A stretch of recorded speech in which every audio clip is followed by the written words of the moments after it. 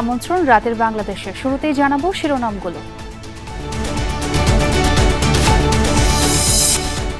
Seven sisters নিয়ে প্রধান উপদেষ্টার বক্তব্য সৎ উদ্দেশ্য প্রণোদিত বলছে পররাষ্ট্র দপ্তর। থাইল্যান্ডে বিমস্টেকের সাইডলাইনে ইউনুস মোদির বৈঠক হতে পারে শুক্রবার। Between Professor Yunus and Indian Prime Minister Modi, has there been any request from your side for a meeting? There has been a request from our side, and we certainly hope that this will take place. মাননীয় প্রধান উপদেষ্টা প্রথমবার হবেননি, উনি 2012 সালে একই ধরনের কথা বলেছিলেন। কানেক্টিভিটি এই অঞ্চলের সম্ভাবনার দুয়ারটা খুলে দিবে, বিশেষ করে যাদের জন্য সমুদ্রে অ্যাক্সেস পাওয়াটা খুব কঠিন।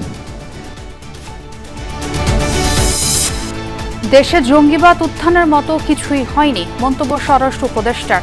চরমপন্থা দমনে প্রয়োজনে কঠোর হওয়ার হুঁশিয়ারি উপদেষ্টা মাহফুজের। সংস্কার ও নির্বাচন নিয়ে বিএনপির বিরুদ্ধে অপপ্রচারের অভিযোগ মির্জা ফখরুলের। মিথ্যা তথ্য দিয়ে নিউ ইয়র্ক টাইমসের রিপোর্ট করিয়েছে পরাজিত শক্তি বললেন রিজভী।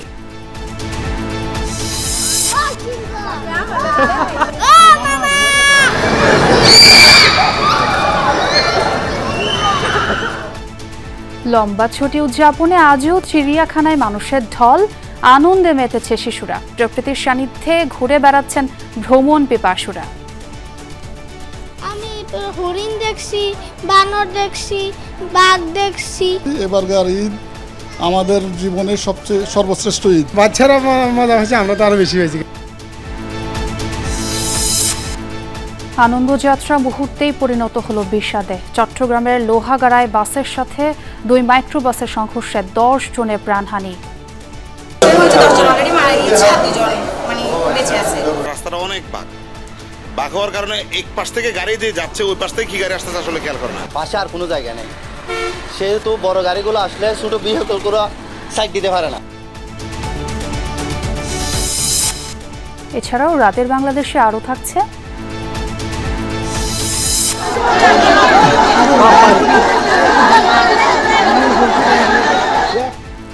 গোষ্ঠী বিবাদে জড়ালো হবিগঞ্জের লাখাইয়ার মানুষ। বিরোধের জেরে নেত্রকোনা ও সুনামগঞ্জে গ্রামবাসী সংঘর্ষ।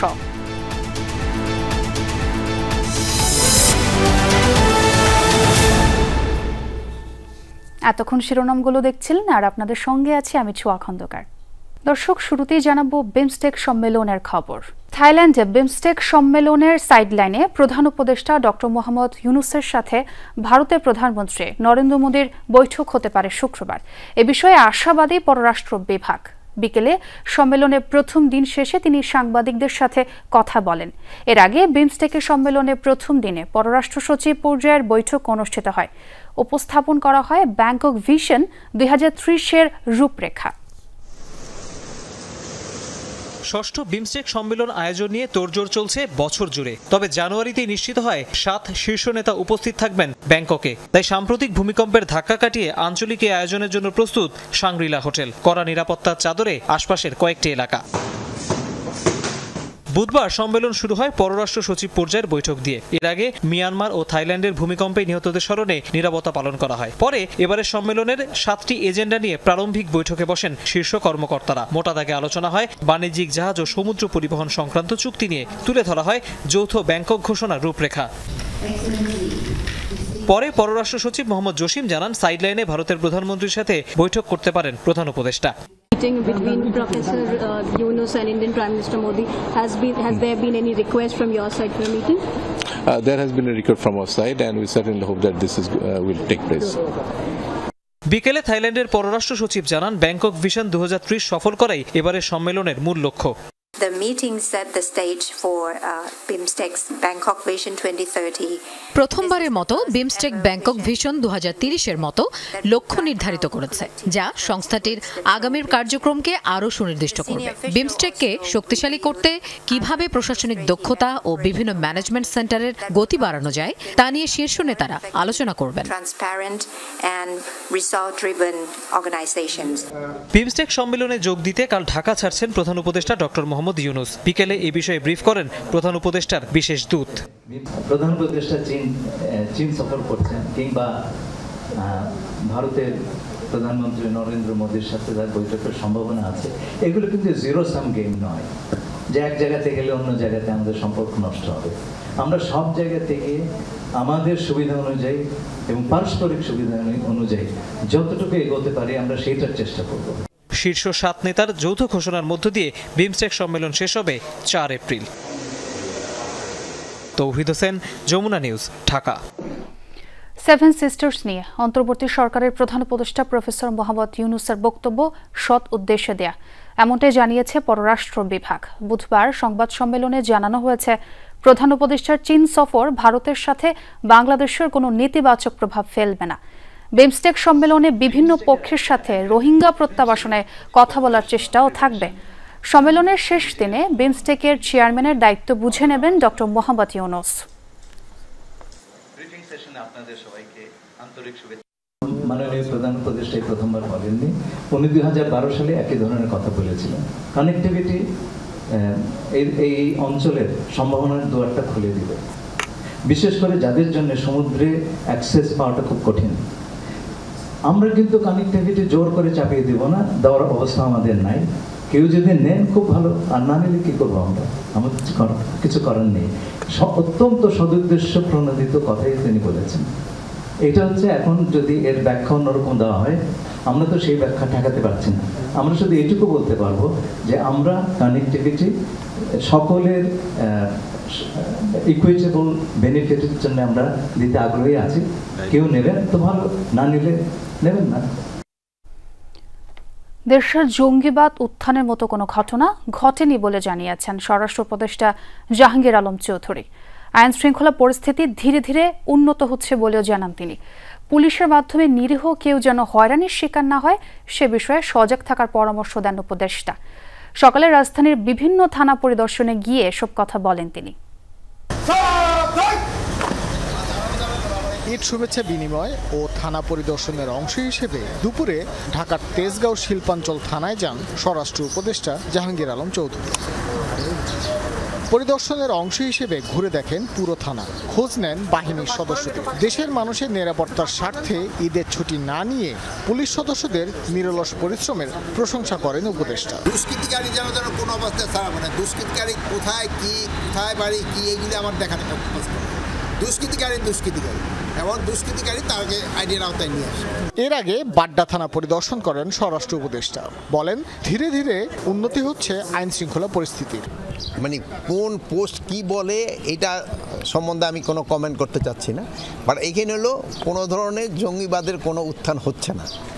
আপনারা আমার থেকে আরও ভালো জানেন, কোনো ধরনের আমরা দায়িত্ব নেওয়ার পর কোনো ধরনের জঙ্গিবাদের কোনো কিছু দেখছেন, কোনো কিছু হয় না। এবং আল্লাহ দিলে আপনারা যদি সবাই সহযোগিতা করেন জনগণ সাথে নিয়ে, আমরা যদি কোনো ধরনের কোনো সমস্যা হয় আমরা সবাই একসাথে মিলে সমাধান করব। গণ অভ্যুত্থানকে কেন্দ্র করে মিথ্যা মামলায় প্রতিপক্ষকে ফাঁসানোর অভিযোগ খতিয়ে দেখার কথা জানান উপদেষ্টা। এজাহারে নাম নাই না, এজাহারে অনেকের নাম আছে যারা এই হত্যাকাণ্ডের সাথে জড়িত না, ওই সময় তারা দেশে ছিল না, তাদের নামও দিয়েছে। এটা একটা পার্টিকুলার কিছু সংখ্যক লোক কিছু ধরনের ইন্টারেস্টে কিছু এই কাজটা করছে। এটা যেন না হয় এই জন্য আমরা কিন্তু ইনভেস্টিগেশনটা খুব প্রপারভাবে করতেছি। শুধু থানার ইনভেস্টিগেশন হবে না, এই জন্য কিন্তু আমরা আইজি লেভেল আমরা একটা কমিটি করে দিছি। ঈদ শুভেচ্ছা বিনিময়ের অংশ হিসেবে স্বরাষ্ট্র উপদেষ্টা সকাল থেকে রাজধানীর মোট 5টি থানা পরিদর্শন করেন।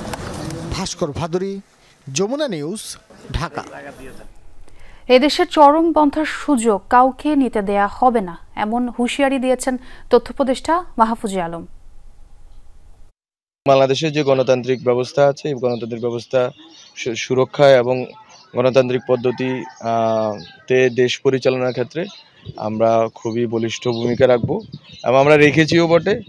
এবং সামনে থেকে আমরা চেষ্টা করব বাংলাদেশে যাতে হচ্ছে যে কোনোভাবে উগ্রপন্থা, কোনো ধরনের উগ্রপন্থা, ধর্মীয় রাজনীতিক কোনো রকম উগ্রপন্থায় যাতে বাংলাদেশে মাথাচাড়া না দিতে পারে। সামাজিক যোগাযোগ মাধ্যমে বিএনপির সংস্কার চায় না বলে অপপ্রচার চালানো হচ্ছে। নিজ এলাকার ঠাকুরগাঁওয়ে এমন অভিযোগ করেছেন মহাসচিব মির্জা ফখরুল ইসলাম আলমগীর। নির্বাচন সংশ্লিষ্ট গুরুত্বপূর্ণ সংস্থাগুলোতে সংস্কারের দাবি জানান তিনি। এদিকে নয়াপল্টনে বিএনপির কেন্দ্রীয় কার্যালয়ে সিনিয়র যুগ্ম মহাসচিব রুহুল কবির রিজভী দাবি করেন, পরাজিত শক্তি নিউ ইয়র্ক টাইমসে মিথ্যা তথ্য দিয়ে রিপোর্ট করিয়েছে। দুপুরে নিজ জেলা ঠাকুরগাঁওয়ের কালীবাড়িতে দলীয় নেতাকর্মীদের সাথে শুভেচ্ছা বিনিময় করেন বিএনপির মহাসচিব মির্জা ফখরুল ইসলাম আলমগীর। এ সময় বিএনপির মহাসচিব বলেন, সামাজিক যোগাযোগ মাধ্যমে বিএনপি সংস্কার চায় না বলে অপপ্রচার চালানো হচ্ছে। এটিকে ভ্রান্ত ধারণা উল্লেখ করে মির্জা ফখরুল জানান, 2016 সালে বিএনপির ভিশন 2030 এবং পরবর্তীতে 31 দফা রাষ্ট্র মেরামতের রূপরেখায় নানা সংস্কারের কথা বলা আছে। আমরা কখনোই এই কথা বলিনি যে আগে নির্বাচন তারপরে সংস্কার। এটা যদি কেউ বলে থাকে একটা ভুল ব্যাখ্যা দেওয়া হচ্ছে, জনগণকে বিভ্রান্ত করা হচ্ছে। আমরা বলছি যে নির্বাচন সুষ্ঠু অবাধ নিরপেক্ষ নির্বাচনের জন্য ন্যূনতম যে সংস্কারগুলো করা দরকার সেটা করতে হবে। তিনি আরো বলেন, জনগণ চায় না এমন সংস্কার সমর্থন করে না বিএনপি।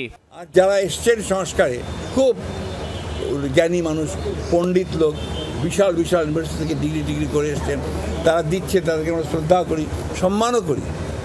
কিন্তু তারা যদি জনগণের বাইরে গিয়ে কিছু করেন, সরি টু সে, আমরা সেটাকে সমর্থন করতে পারবো না। জনগণ যেটা চাইবে আমরা সেটাই সমর্থন করব।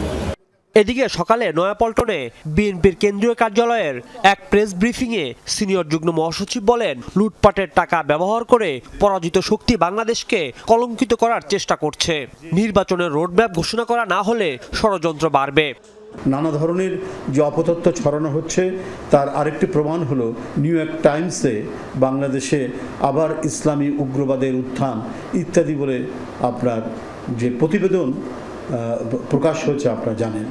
তো এর পিছনে নিশ্চয়ই কারা জড়িত সেটাও বাংলাদেশের মানুষ জানে, এবং আজকে যারা পরাজিত শক্তি, সেই পরাজিত শক্তি এবং তাদেরকে যারা মদত দেয় তাদের যৌথ প্রচেষ্টা এর মধ্যে থাকবে। কোন দল কি করেছে, কত খারাপ, সেটা যদি উপদেষ্টারা বর্ণনা করতে থাকেন তাহলে তো দুর্ভাগ্যজনক। তাহলে তো আপনার কোনো এজেন্ডা নিয়ে কাজ করছে, আপনাদের গভীরে কোনো হয়তো মাস্টার প্ল্যান বা কোনো ধরনের অন্যরকম কোনো দুরভিসন্ধি আছে বলে আমাদের কাছে মনে হয়। যারা বিএনপির নাম ভাঙিয়ে অনৈতিক কাজ করছে তাদের বিরুদ্ধে দল থেকে কঠোর ব্যবস্থা নেওয়া হচ্ছে বলেও জানান রুহুল কবির রিজভী। যারা দুষ্কর্মের সাথে জড়িত তাদের বিরুদ্ধে মামলা করেছে। রাজীব আহমেদ, যমুনা নিউজ, ঢাকা। খালেদা জিয়ার পূর্ণাঙ্গ স্বাস্থ্য পরীক্ষা শুরু করেছে লন্ডন ক্লিনিকের চিকিৎসকরা। লন্ডনে অবস্থানরত বিএনপি চেয়ারপারসনের ব্যক্তিগত চিকিৎসক অধ্যাপক AJM জাহিদ হোসেন গণমাধ্যমকে কথা জানান। তিনি জানান, বুধবার থেকে আগামী 4 দিন খালেদা জিয়ার বিভিন্ন পরীক্ষা নিরীক্ষা হবে। দ্য লন্ডন ক্লিনিকের চিকিৎসকরা বাসায় ওনাকে দেখতে আসবেন। কিছু পরীক্ষা করার জন্য বিএনপি চেয়ারপারসনকে ক্লিনিকেও নেওয়া হতে পারে বলে জানিয়েছেন ডাক্তার জাহিদ। বিশেষজ্ঞ চিকিৎসকদের পরামর্শেই এই পরীক্ষা নিরীক্ষা বলে জানান তিনি। কবে দেশে ফিরতে পারেন জানতে চাইলে ডাক্তার জাহিদ বলেন, রিপোর্ট পর্যালোচনা করে লন্ডনের ডাক্তারদের পরবর্তী সিদ্ধান্তেই তা চূড়ান্ত হবে। এছাড়া মঙ্গলবার বিএনপি চেয়ারপারসনকে চিকিৎসকদের পরামর্শে স্থানীয় একটি পার্ক থেকে ঘুরিয়ে আনা হয় বলেও জানান তার ব্যক্তিগত চিকিৎসক AJM জাহিদ হোসেন।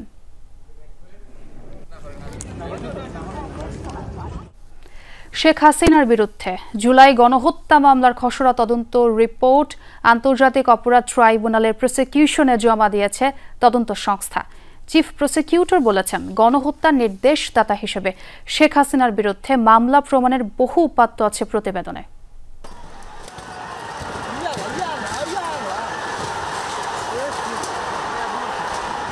জুলাই আগস্টে ছাত্র জনতার আন্দোলন দমনে রাজধানী সহ সারা দেশ জুড়ে যে হত্যাযজ্ঞ চালানো হয়, প্রত্যেকটির জন্য নির্দেশদাতা হিসেবে শেখ হাসিনাকে দায়ী করা হচ্ছে। তদন্তে উঠে এসেছে কখনো সরাসরি, কখনো টেলিফোনে সহ নানান মাধ্যমে গুলির নির্দেশ দিয়ে তা আবার নিশ্চিত করেন সাবেক এই প্রধানমন্ত্রী। হেলিকপ্টার থেকে গুলি করার স্পষ্ট নির্দেশও ছিল তার। আইনের ভাষায় এ গণহত্যার সুপিরিয়র কমান্ড রেসপন্সিবিলিটি শেখ হাসিনার। প্রমাণসহ এমন বহু উপাত্ত অনুসন্ধান করে পেয়েছে ট্রাইব্যুনালের তদন্ত সংস্থা। এর খসড়া এখন প্রসিকিউশনের হাতে। চিফ প্রসিকিউটর জানান, রাষ্ট্রযন্ত্র ব্যবহার করে গণহত্যা চালানোর অজস্র প্রমাণ উঠে এসেছে খসড়া রিপোর্টে। তদন্ত সংস্থা যে রিপোর্টটা দিয়েছেন সেটা অনেক এক্সস্টিভ, সেখানে সকল তথ্য প্রমাণাদির উল্লেখ আছে এবং এই যে জুলাই আগস্টের গণহত্যার সাথে মানবতা বিরোধী অপরাধের সাথে তার সম্পৃক্ততা, তার যে কমান্ড রেসপন্সিবিলিটি বা সুপিরিয়র রেসপন্সিবিলিটি খুবই স্পষ্টভাবে এখানে উঠে এসেছে। অজস্র ডকুমেন্ট এখানে উপস্থাপিত হয়েছে। তার বিরুদ্ধে পর্যাপ্ত পরিমাণে সাক্ষ্য প্রমাণ তদন্ত রিপোর্টের মাধ্যমে আমাদের হাতে এসেছে, সুতরাং সেগুলো তার অপরাধ প্রমাণের জন্য যথেষ্ট হবে। শিগগিরই রিপোর্ট চূড়ান্ত করে ট্রাইব্যুনালে জমা দেওয়ার কথা জানান চিফ প্রসিকিউটর। খসড়া রিপোর্ট পাওয়া গেছে, এটা চূড়ান্তকরণের কাজ চলছে, এটুকু বলা যাবে। কয়েকদিনের মধ্যে এটা ফাইনাল করার জন্য যে কাজ সেটা চলছে আর কি, তদন্ত সংস্থা সেটা করতেছে। গণহত্যার 2 অভিযোগে শেখ হাসিনা সহ 46 জনের বিরুদ্ধে গত 17 অক্টোবর গ্রেপ্তারি পরোয়ানা জারি করেন আন্তর্জাতিক অপরাধ ট্রাইব্যুনাল। আখলাকুস সাফা, যমুনা নিউজ, ঢাকা। ঈদের তৃতীয় দিনে বিনোদনের খোঁজে হাজারো মানুষের ভিড় চিড়িয়াখানায়। নানা বয়সী মানুষ পরিবার পরিজন নিয়ে হাজির চিড়িয়াখানা প্রাঙ্গণে। ভ্যাপসা গরম আর পথের ক্লান্তি সবকিছুই যেন তুচ্ছ ঈদ আনন্দের কাছে। বাঘ, ভাল্লুক, হরিণ, সিংহ দেখে উচ্ছ্বসিত আগতরা। বনের রাজা সিংহ যখন পাইচারি করছিল খাঁচায়, বাইরে তখন ভুরি ভোজ সেরে বিশ্রামে সিংহী। হঠাৎই শিকারীর বেশে উঠে দাঁড়াতেই শিশুদের চোখে মুখে উচ্ছ্বাসের হাতছানি। আগত দর্শনার্থীদের সাথে কুশল বিনিময়ে ব্যস্ত উট পাখি। এদিকে তপ্ত রোদে গাছের ছায়াতলে হাফ ছেড়ে চিত্রা হরিণের দল। সারা বছর খোঁজ নেয় না কেউ, তাই হয়তো সিঁড়ির নিচে অভিমানে লুকিয়ে বাঘমামা। আগতদের লম্বা গলায় অভিবাদন জিরাফের। এমনই মজার সব মুহূর্তের সাক্ষী হলো জাতীয় চিড়িয়াখানা। ভ্যাপসা গরম আর পথের ক্লান্তি সবকিছুই যেন তুচ্ছ ঈদ আনন্দের কাছে। আমি দেখেছি হলাম সিংহ, বাঘ, তারপরে আপনার হরিণ। এবারকার ঈদ আমাদের জীবনের সবচেয়ে সর্বশ্রেষ্ঠ ঈদ, আর সবচেয়ে বেশি আমরা খুশি, আমরা স্বাধীনভাবে সুন্দরভাবে বাচ্চা কাচ্চাকে দেখাইতে পারতেছি। এখানে পরিবেশটা ভালো লাগছে। একটু গরম বেশি, কিন্তু বাচ্চার খুশিতে আমরা খুশি। ঈদের তৃতীয় দিনে খানিকটা বিনোদনের খোঁজে হাজারো মানুষের ভিড় চিড়িয়াখানায়। লম্বা ছুটি, তাই পরিবার পরিজন নিয়ে এই ঘোরাঘুরি। আমি হরিণ দেখছি, বানর দেখছি, বাঘ দেখছি। আমি দেখেছি ভাল্লুক, এরপরে হলো সাপ, এরপরে হরিণ। পরিবেশটা খুব সুন্দর, সব দিক পরিবার পরিষ্কার পরিচ্ছন্ন, ফ্যামিলি নিয়ে ঘুরে খুব মজা পাইতেছি। দর্শনার্থীদের নিরাপত্তায় চিড়িয়াখানায় নেওয়া হয়েছে বিশেষ ব্যবস্থা। দিনে প্রায় লক্ষাধিক দর্শনার্থী ঘুরে বেড়াবেন চিড়িয়াখানায়, সেই প্রত্যাশাই কর্তৃপক্ষের। সকাল 9টা থেকে সন্ধ্যা 6টা পর্যন্ত স্বাভাবিক সময়েই দর্শনার্থীদের জন্য খোলা থাকবে চিড়িয়াখানা। ঢাকার যান্ত্রিক জীবনের কর্মব্যস্ততায় খুব একটা বিনোদনের সুযোগ পান না নগরবাসী। তাই তো ঈদের ছুটিতেই হাজারো মানুষের ভিড়ে উপভোগ করতে এসেছেন চিড়িয়াখানায়। অভিভাবকরা বলছেন শিশুদের আনন্দটুকুই যেন তাদের সবচেয়ে বড় প্রাপ্তি। রেদওয়ান আহমেদ, যমুনা নিউজ, ঢাকা। তৃতীয় দিনেও জমজমাট ঈদ আনন্দ রাজধানীবাসীর। আগারগাঁওয়ের বাংলাদেশ বিমান বাহিনী জাদুঘরে বিমান আর হেলিকপ্টার দেখার আনন্দ ছোটদের। উত্তরার দিয়াবাড়িতে ঘুরে ফিরে সময় কাটানো, আর সবার প্রিয় যমুনা ফিউচার পার্কের ফিউচার ওয়ার্ল্ডের রোমাঞ্চকর রাইডে চড়ে শিশুদের উচ্ছ্বাস যেন বাঁধ ভাঙা ঈদ আনন্দের প্রতিচ্ছবি। ককপিটে বসেছে খুদে পাইলট, কেউ চালাচ্ছে মিগ 21, কেউ উড়িয়ে নিচ্ছে মুক্তিযুদ্ধের ঐতিহাসিক অপারেশন কিলো ফ্লাইটের অটার বিমান। আকাশে উড়ে যেতে দেখা বিমান ছুঁয়ে দেখার সুযোগটা পুরোপুরি উপভোগ করছে খুদে পাইলটরা। কেউ কেউ স্বপ্ন বুনছে পাইলট হওয়ার। চালিয়ে খুব ভালো লাগছে। তাই খুব মজা পাচ্ছো? হ্যাঁ। কিভাবে চালাতে হয় এটা? এইভাবে আমি প্লেন চালাতেছি, অনেক ভালো লাগতেছে। এটা দেখার পর আমার আরো মনের মধ্যে আরো একটা আগ্রহ আসবে, আমি বিমান বাহিনীতে যোগ দিতে পারি। ঈদের ছুটিতে এমনই মানুষের ঢল বাংলাদেশ বিমান বাহিনী জাদুঘরে। দৈনিক প্রায় 25,000 মানুষ ভ্রমণ করছেন এই জাদুঘর। প্রশিক্ষণ বিমান, যাত্রীবাহী বিমান, হেলিকপ্টার ও ফাইটার প্লেন সব চোখের সামনে দেখতে পেয়ে উচ্ছ্বসিত দর্শনার্থীরা। সন্তানদের আনন্দ দেখে খুশি অভিভাবকরাও। আমার প্লেন দেখতে অনেক ভালো লাগে, আমি এটা চালাতে চাই। প্লেনের ভিতর দেখতে পাচ্ছি প্লেন কেমন চালায়। বাচ্চারা এখানে বিমান দেখতে আসছে, বিমানের মধ্যে ঘোরার জন্য আসছে, ভিতরের পরিবেশটা দেখতেছে। এই জিনিসটা আসলে বাচ্চারা খুব আনন্দিত হয়, আমরাও খুশি, বাচ্চারাও খুব খুশি। মানুষের ঢল নেমেছে দিয়াবাড়িতেও। পরিবার পরিজন নিয়ে এখানে ঘুরতে আসা শত শত মানুষের চোখে মুখে আনন্দের ঝলকানি। শিশুরা বিভিন্ন রাইডে চড়ে মহাখুশি, বোটে চড়ে লেকে ভেসে বেরিয়েছেন কেউ কেউ। অনেকেই আবার মেট্রো রেলে চড়েই করছেন ঈদের আনন্দ ভ্রমণ। বাচ্চা কাচ্চা নিয়ে আসলেও যাওয়ারও জায়গা নাই, গ্রামের বাড়িতেও যাই না, এই জায়গায় আসলেও অনেক ভালো লাগে। বাচ্চারা তো এনজয় করতেছে, বাচ্চারা লেগে তো আসলে আসলাম এই জায়গায় ঘুরতে পারছি, আবার সুন্দর সুন্দর খাবার, এই ফুড কোর্ট। বিকাল থেকে যমুনা ফিউচার পার্কের ফিউচার ওয়ার্ল্ডে ঈদ আনন্দে মাতেন শিশু, কিশোর ও অভিভাবকরা। রোমাঞ্চকর সব রাইড আর গেমসের জগতে হারায় সবাই। ঈদ স্পেশাল ম্যাজিক শো, যেখানে শিশুরা উপভোগ করে মজার সব ট্রিক। মাঝে মধ্যেই আমার বেবিদের জন্য এটা আমার মনে হয় একটা সেফ প্লেস। বাচ্চারা মজা হয়েছে, আমরা তো আরো বেশি হয়েছি। এই যমুনা ফিউচার ছাড়া এমন খেলনা সচরাচর ঢাকা শহরে নাই। আমি দুইটা রাইডে উঠছি, অনেক ভালো রাইডগুলো, রাইডগুলো উঠতে অনেক মজা লাগে। ব্লকবাস্টার সিনেমা, ফুড কার্টের খাবার আর ফিউচার ওয়ার্ল্ডের রাইডের আনন্দ চলে রাত অবধি। শওকত মঞ্জু শান্ত, যমুনা নিউজ, ঢাকা। ঈদের তৃতীয় দিনেও কমলাপুর রেল স্টেশনে দেখা মিলেছে ঘরমুখো মানুষের, তবে আজ সমাগম কিছুটা কম। দক্ষিণ ও উত্তরাঞ্চলের সব ট্রেনই স্টেশন ছেড়েছে সময় মতো। বাস স্ট্যান্ডেও কমেছে যাত্রী চাপ। তারা জানিয়েছেন ঈদের আগে যাত্রার ঝুঁকি ঝামেলা থেকে কিছুটা নিস্তার পেতেই এ সময় বাড়ি যাচ্ছেন। গাড়ির সংখ্যা কম থাকায় ভাড়া কিছুটা বেশি নেওয়া হচ্ছে বলেও অভিযোগ তাদের। ঈদের ছুটি টানা 9 দিন, তাই রাজধানীতে ঈদ উদযাপন করেও স্বজনদের সাথে সময় কাটাতে বাড়ি যাওয়ার সুযোগ মিলেছে এবার। তবে বুধবার এই চাপ কিছুটা কমেছে। কমলাপুর রেল স্টেশনে ভোর থেকে ট্রেনে বাড়ি ফেরার জন্য হাজির হন অনেক যাত্রী। স্বস্তিতে যাতায়াতের জন্য বেছে নিয়েছেন ঈদ পরবর্তী যাত্রা। যথাসময়ে ছেড়েছে ট্রেন। যাত্রীরা জানান ফাঁকা ঢাকা উপভোগ করে স্বস্তিতে বাড়ি যেতে চান বলেই কিছুটা পরে রাজধানী ছাড়ছেন। বগুড়া যাইতেছি ঘুরতে, কাউন্টার থেকে কাটা হয়েছে, আরামদায়ক হয়ে যাওয়া হচ্ছে। ঈদের আগে বাচ্চা নিয়ে যাইতে পারি, অনেক ভিড় ছিল। ঈদের সময় অনেক ঝামেলা থাকে, তারপরে লোকজন বেশি থাকে, একটা যানজট থাকে অনেক সময়। আর ঈদের পরে একটু রিল্যাক্স থাকা যায়। খাদের উপরেও মানুষ যায়, তারপরে ট্রেনের ভিতরে পা রাখারও জায়গা পাওয়া যায় না। তো এই এখনের জার্নিটা অনেক মজার। বাস টার্মিনালেও নেই তেমন কোলাহল। যাত্রীদের কেউ কেউ অভিযোগ করেছেন গাড়ি কম থাকার সুযোগে বাসের ভাড়া বাড়িয়ে দেওয়া হয়েছে। গাড়িটাই কম আছে, যাত্রীর ভাড়াটা একটু বেশি নিচ্ছে। টিকিট নিয়ে নিয়েছি নন এসি, এখন আবার বলতেছি এসি গাড়ি আসছে। আমি বললাম যে টিকিট দিবেন নাকি চেঞ্জ করে না, আবার এই টিকিট রাইখে আবার টিকিট কাটতে। বাস টার্মিনালটা গুছানো হয়নি। বাস টার্মিনালটা খুবই বিশৃঙ্খল। বাস টার্মিনাল এই ট্রান্সপোর্ট সিস্টেম যদি আসলে সংস্কার না হয় তাহলে আমাদের ভোগান্তি থাকবে। পরিবহন মালিকরা বলছেন বৃহস্পতিবার থেকে ঢাকামুখী মানুষের যাত্রা বাড়বে, তখন বাড়ানো হবে বাসের সংখ্যা। বাড়িতে যাওয়া হয়নি, আর এখন বিভিন্ন জায়গায় ঘুরে বেড়াচ্ছি আর কি। ঈদের দিনটা ঢাকায় ছিলাম, ফাঁকা ঢাকা। এখন ওই রকম চাপ পড়েনি আসলে। চাপ করলে গাড়ি এতক্ষণ অ্যাভেলেবেল চলে আসে। আজকে আপনাকে মোটামুটি সামথিং, বেশিও না কমও না, আইতাছে আর গাড়ি তুলতেছে। লামিয়া তিথি, যমুনা নিউজ, ঢাকা। চট্টগ্রাম কক্সবাজার মহাসড়কে বাস ও দুটি মাইক্রোবাস সংঘর্ষে একই পরিবারের 5 জন সহ প্রাণ ঝরেছে 10 জনের, আহত 2 জন। সকালে মহাসড়কের লোহাগাড়া এলাকায় এ দুর্ঘটনা ঘটে। পুলিশ জানায় ঈদের ছুটিতে কক্সবাজারে ভ্রমণে যাচ্ছিলেন নিহতরা। পথে দুর্ঘটনায় সব শেষ। মরদেহ উদ্ধার করে দোহাজারী হাইওয়ে থানায় নেওয়া হয়েছে। আহতদের ভর্তি করা হয়েছে হাসপাতালে।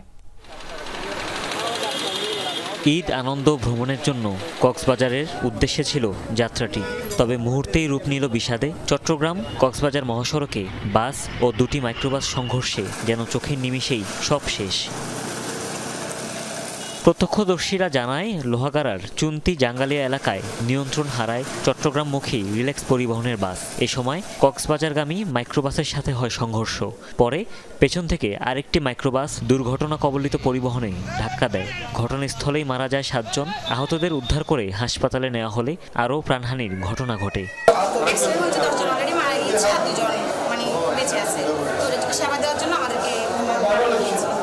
দুটা বাচ্চার খুব আসলে আশঙ্কাজনক অবস্থা, তো সেই জন্য আমরা এদের এক প্রকার হচ্ছে মানবিক দিক বিবেচনা করে আমরা যতটুকু করা দরকার ততটুকু করছি। কক্সবাজার থেকে লবণবাহী পরিবহন দেশের বিভিন্ন জায়গায় যায়। স্থানীয়রা জানায় সেই লবণের পানি পড়েই সড়ক পিচ্ছিল থাকায় নিয়ন্ত্রণ হারায় বাসটি। এছাড়া 2 লেনের সড়ক ও যানবাহনের বেপরোয়া গতিতেও ঝুঁকিপূর্ণ হয়ে পড়ছে এই রুট। সারা রাতভর লবণের গাড়ি চলতেছে লবণের পানির কারণেই মূলত। আর দ্বিতীয় কথা হচ্ছে যে আমাদের এই রোডের স্পেসটা খুবই ছোট। এই যে রাস্তাটা পাশে আর কোনো জায়গা নেই, সেহেতু বড় গাড়িগুলো আসলে ছোট ভেহিকলগুলো সাইড দিতে পারে না। সুনতি বাজার থেকে সামনে যে জঙ্গলপুর যেখানে শেষ এই জায়গাটা পর্যন্ত আসলে রাস্তাটা অনেক বাঁক হওয়ার কারণে এক পাশ থেকে গাড়ি যে যাচ্ছে ওই পাশ থেকে কি গাড়ি আসতেছে আসলে খেয়াল করে না। পুলিশ জানায় নিহতদের 5 জন একই পরিবারের সদস্য। তারা কুষ্টিয়ার বাসিন্দা, বাকিরা ঢাকা থেকে ওঠেন মাইক্রোবাসে। কুষ্টিয়া থেকে আসছে কিছু লোক এবং তাদের অফিসিয়ালি ঢাকা থেকে আসছে কিছু লোক। তা আমরা কুষ্টিয়া যাদের বাড়ি 5 জনের নাম শনাক্ত করতে পেরেছি। ঘটনাস্থল পরিদর্শন করেছেন দুর্যোগ ও ত্রাণ উপদেষ্টাও। জানান বিআরটিএ ট্রাস্টি বোর্ড ও জেলা প্রশাসন নিহত ও আহত পরিবারদের পাশে রয়েছে। বিআরটিএ 5 লক্ষ টাকা দিচ্ছে সরকারের পক্ষ থেকে প্রতি পরিবার, আর যারা আহত হয়েছেন তাদের এবং চিকিৎসা বাবদ 1000 টাকা করে, এবং বিআরটিএ এর পক্ষ থেকে 3 লক্ষ টাকা দেওয়া হয়েছে। তো আরো যাদের চিকিৎসা যদি আরো প্রয়োজন হয় সরকার সেটাও দেবে। গেল 3 দিনের মধ্যে এই মহাসড়কে এটি দ্বিতীয় বড় দুর্ঘটনা। এর আগে ঈদের দিন একই স্থানে 2 বাসের সংঘর্ষে প্রাণ যায় 5 জনের। হুমায়ুন রশিদ, যমুনা নিউজ। গোষ্ঠী বিবাদে উত্তপ্ত হবিগঞ্জ। ঈদের 3য় দিনেও মারামারির ঘটনা ঘটল লাখাই উপজেলায়। তুচ্ছ সব ঘটনা অথচ রূপ নেয় রক্তক্ষয়ী সংঘর্ষে। এদের কয়েকদিন আগে এক গোষ্ঠীর 2 জনকে মারধর করলে তাৎক্ষণিক প্রতিক্রিয়া জানাতে পারেনি অপরপক্ষ, কারণ তাদের বেশিরভাগ সদস্যই ছিলেন ঢাকায়। এদের গ্রামে ফিরলে একজোট হয়ে সংঘর্ষে জড়ালো তারা। পুলিশ বলছে পরিস্থিতি সামাল দেওয়ার চেষ্টা চলছে। ঈদের 3য় দিন সকালেও উত্তেজনা ছড়ায় হবিগঞ্জের লাখাই উপজেলায়। এরপর ধাওয়া পাল্টা ধাওয়া সংঘর্ষ। এবার জিরুন্ডায় গ্রাম্য আধিপত্য নিয়ে বিবাদে জড়ালো কাতল ও গোলাম গোষ্ঠীর লোকজন। স্থানীয়রা জানায় গোষ্ঠী দুটির বিরোধ দীর্ঘদিনের। গেল সপ্তাহে কাতল গোষ্ঠীর 2 যুবককে হাওড়ে মারধর করে গোলাম সমর্থকরা। তবে কাতল গোষ্ঠীর বেশিরভাগ সদস্য ব্যবসায়িক কারণে ঢাকায় অবস্থান করায় তাৎক্ষণিক প্রতিক্রিয়া দেখাতে পারেনি। ঈদে সবাই বাড়ি ফেরায় সংঘর্ষে জড়ায় দুপক্ষ। আহত হয় অন্তত 40 জন। একই সময় উপজেলার পূর্ব বামই গ্রামেও সংঘর্ষে জড়ায় অন্য 2 গোষ্ঠী। এতে নারী পুরুষ সহ অন্তত 30 জন আহত হন। হঠাৎ করে আমি শুনছি যে এরা আমার বাইরের এরা অতর্কিত হামলা করছে। আমাদের গ্রামের ভিতরে একটা বাজার আছে ছোট, এই বাজারের ভিতরে 5-6 জনে মিলে ওরা মারছে, কুবাইছে। আমি গেছি আটকাইবার লাগে, আমার ওরা এরা আনন্দ খুব। ঈদের 2য় দিনেও লাখাইয়ের পূর্ব তেঘরিয়া, মাধবপুরের কালিকাপুর ও বাহুবলের মিরপুর বাজারে ঘটে আলাদা সংঘর্ষের ঘটনা। গেল 2 দিনে জেলায় অন্তত 5টি বড় সংঘর্ষের ঘটনায় 280 জনের বেশি আহত হয়েছেন। আহতদের চাপ সামলাতে হিমশিম অবস্থা জেলা সদর হাসপাতাল চিকিৎসকদের। কালকেও 3 জায়গায় মারামারি হয়েছে। 3 জায়গার মারামারিতে সারাদিনই মারামারি রুগী ছিল। অনেক রুগী, এমনি অন্যান্য রুগী তো ওয়ার্ডে ভর্তি হয়ই। তো সব মিলে আসলে আমাদের চিকিৎসা দিতে একটু হিমশিম খাইতে হয়। পুলিশ বলছে ঈদে সবাই এলাকায় ফিরে আসায় ছোটখাটো ঘটনাকে কেন্দ্র করেই সংঘর্ষ হচ্ছে। তবে লাখাই সংঘর্ষের জন্য ভবিষ্যতে আরও সতর্ক থাকার কথা জানিয়েছেন পুলিশ সুপার। সবগুলো সংঘর্ষেই খুব ছোট ছোট বিষয়ে কখনো কখনো বাইরের কোনো ঘটনাকে কেন্দ্র করে তারা দেশের বাড়িতে এসে এই ঘটনাগুলো ঘটাচ্ছে। তো লাখাইয়ের ঘটনায় আমাদের 17 জনকে অ্যারেস্ট করা হয়েছে। আমাদের বাহুবল মিরপুরের ঘটনার অ্যারেস্ট আছে। সংঘর্ষের ঘটনায় এখন পর্যন্ত 20 জনের বেশি জড়িতকে আটক করেছে পুলিশ। প্রদীপ দাস সাগর, যমুনা নিউজ, হবিগঞ্জ। নেত্রকোনার 2 উপজেলায় আলাদা সংঘর্ষে আহত হয়েছেন অন্তত 85 জন। বাড়িঘরে ভাঙচুরের পাশাপাশি দেয়া হয় আগুন। দুপুরে খালিয়াজুড়ি 5হাট গ্রামে পূর্ব শত্রুতার জেরে দুপক্ষের সংঘর্ষে আহত হন অন্তত 50 জন। সংঘাতের খবর পেয়ে পুলিশ গিয়ে পরিস্থিতি নিয়ন্ত্রণে আনে। আহতদের খালিয়াজুড়ি উপজেলা স্বাস্থ্য কমপ্লেক্স সহ বিভিন্ন হাসপাতালে নেওয়া হয়। এদিকে কেন্দুয়া উপজেলার বলাইশিমুল ও ছবিলা গ্রামে তুচ্ছ ঘটনা জেরে সংঘর্ষে জড়ায় দুপক্ষ। পুলিশ জানায় বলাই শিমুল দক্ষিণপাড়া গ্রামের তাহাজ্জুদ মিয়া ও সবিলা গ্রামের এজহারুল মিয়ার মধ্যে ঈদের দিন বিকেলে কথা কাটাকাটি হয়। এর জের এলাকায় মাইকিং করে সংঘাতে জড়ায় দুপক্ষের লোকজন। আহত অন্তত ৩৫ জন। এ সময় ৬টি বাড়িতে ভাঙচুর ও লুটপাট করা হয়। আগুন দেওয়া হয় ২টি বাড়িতে। ফায়ার সার্ভিস গিয়ে আগুন নিয়ন্ত্রণে আনে।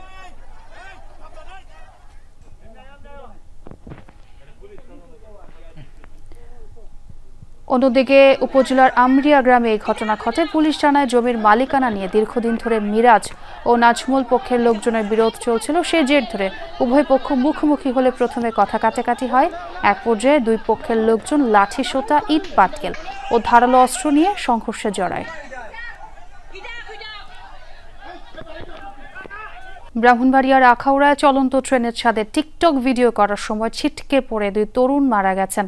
দুপুরে উপজেলার মোগরা ইউনিয়নের গঙ্গাসাগর রেলসেতু এলাকায় এই দুর্ঘটনা হয়। নিহতরা হলেন তারেক ও কাইয়ুম। পুলিশ জানায় চট্টগ্রাম থেকে ছেড়ে আসা সিলেটগামী পাহাড়িকা এক্সপ্রেস ট্রেনের ছাদের ওপর মোবাইলে টিকটক ভিডিও বানাচ্ছিলেন কয়েকজন তরুণ। ট্রেনটি রেল ব্রিজ এলাকায় পৌঁছালে ডিশের তারের সাথে পেঁচিয়ে নিচে পড়ে যায় 4 জন। ঘটনাস্থলে মৃত্যু হয় কাইয়ুমের। ভূমিকম্প বিধ্বস্ত মিয়ানমারে বিদ্রোহী গোষ্ঠীগুলোর সাথে 20 দিনের সাময়িক যুদ্ধবিরতি ঘোষণা করেছে জান্তা সরকার। উদ্ধার কাজ, ত্রাণ সংক্রান্ত এবং পুনর্বাসন প্রক্রিয়া সফল করতে আগামী 22 এপ্রিল পর্যন্ত কার্যকর থাকবে যুদ্ধবিরতি। বুধবার রাষ্ট্রীয় সম্প্রচার মাধ্যম MRTV নিশ্চিত করে তথ্যটি। ভূমিকম্পে নিহতদের প্রতি সমবেদনা প্রকাশ করতে এই সিদ্ধান্ত বলে জানিয়েছে গণমাধ্যমটি। এই ছিল রাতের বাংলাদেশে। এতক্ষণ সাথে থাকার জন্য ধন্যবাদ সবাইকে।